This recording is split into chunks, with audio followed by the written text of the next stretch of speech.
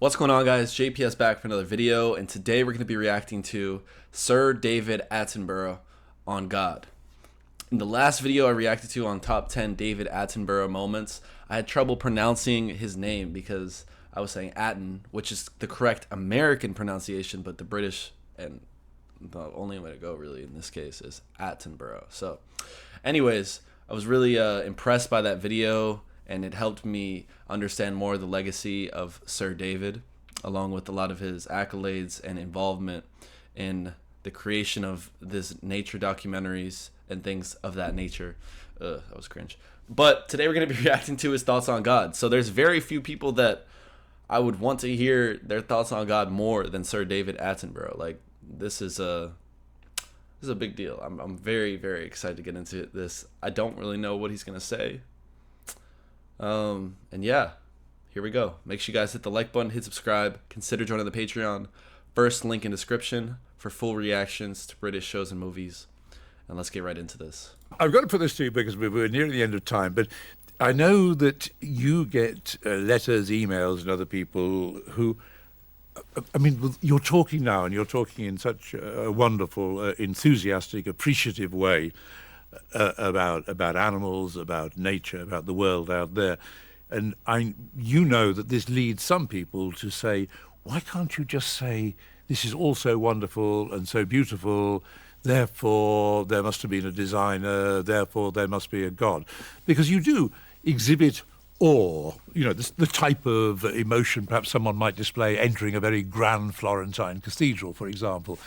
But it's not a religious awe that you are showing, is it? I mean, how do you... Isn't it? Well, is it religious? Do you want to use the word religious about it? No, I shrink from the word, but I wouldn't say that meant necessarily that demonstrated that God didn't exist. On the contrary. But the intelligent, because what you're being nudged towards is an intelligent... That's a different thing. Yes.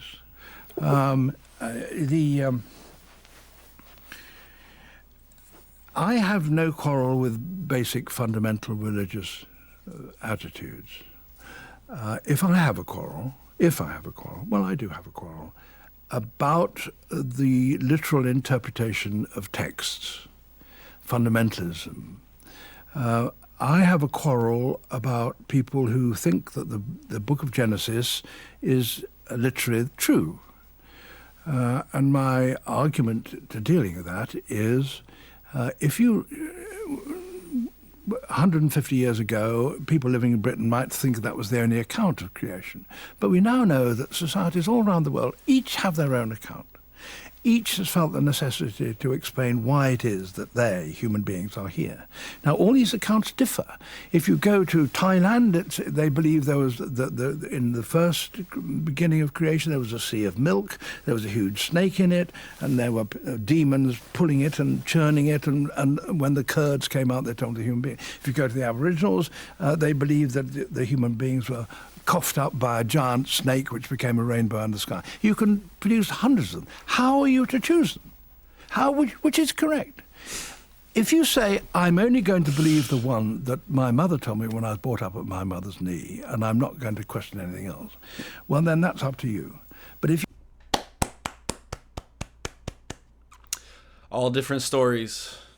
you take a more general view and say, okay, you can't all be right, there is actually an answer which you can look in the rocks and the animals themselves. And the interesting thing about that is that it's all the same.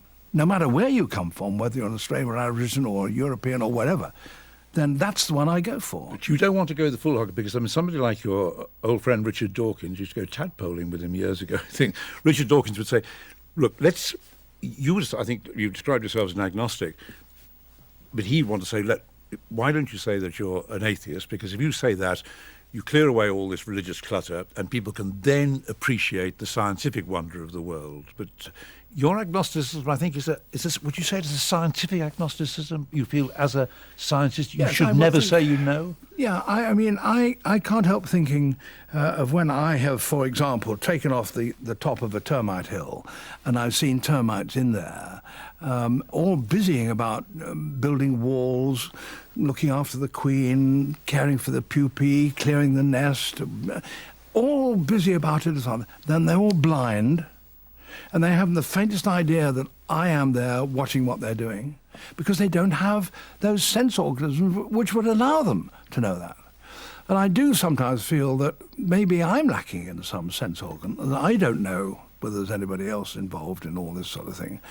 And it's a very confident thing to say that you're absolutely sure that there's nothing in this world that I don't have the sense organs to appreciate.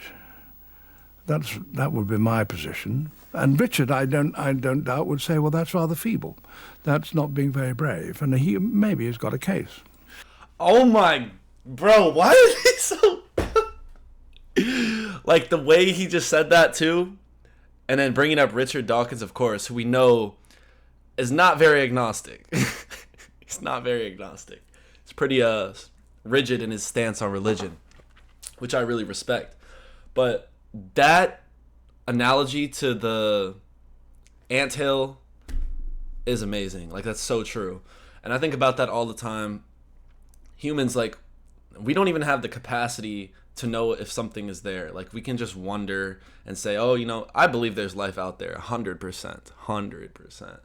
But I think Sir David, like, he was definitely carefully going about this, but that last comment about him saying that Richard Dawkins would think that position is feeble and then agreeing with that kind of shows that he's more, I would say he's definitely slanting towards atheism. But it's also important not to just say, like, oh, there, you know, we don't know what's out there, like there's nothing, you know, or something like that. I definitely agree with that, and I've always been a believer that there's some type of life out there. But on a topic of intelligent design and creation, like, people are always saying, like, oh, you know, how is the world so perfect? How are all these things just work so well if we didn't have an intelligent creator? But, like, I would very much disagree with that and say the world is far from perfect. It's full of imperfections. Evolution itself is very imperfect. That's why we have, like, one leg is shorter than the other, one foot is shorter than the other. That's why we have all of these biological processes that are very tedious, painful, and obvious, and, like, I wish we could do without. So life itself is not perfect. It's far from intelligently created, in my opinion. There's so much pain and problems, and you know, it's just, I don't think that we humans were intelligently created. I think that, you know, the sun is, or the earth is probably going to blow up and then turn into some rocks, and then, you know, maybe some life will start somewhere else, or you know what I mean? Like, it's just, everything seems to be moving without us. Like, if you die, everything keeps on going. If all of humanity went extinct, everything would keep on going. So I just, you know what I mean? Like, I don't understand how people think the universe is centered around us. Like, you can't think that without knowing what else is in the universe. And you can't just say that there's nothing out there also. So, very good points by David Attenborough. I definitely agree with what he's saying. And I like the way that he said it. That's the best part about it. Like, just very subtle little comments, and you can kind of get his opinion out of there. I don't know. Let me know what you guys thought about this one down below. I've really liked this video. I'm always interested in talking about religion. There's so many different types of religion. And don't get me wrong, guys. I'm not just like, oh my God, get religion away from me. Like, it's not like that. It's just like, I need some evidence, bro. I need some scientific proof. Anyways, thank you guys so much for watching. Hit that like button, hit subscribe, and I will see you all in the next one. Peace.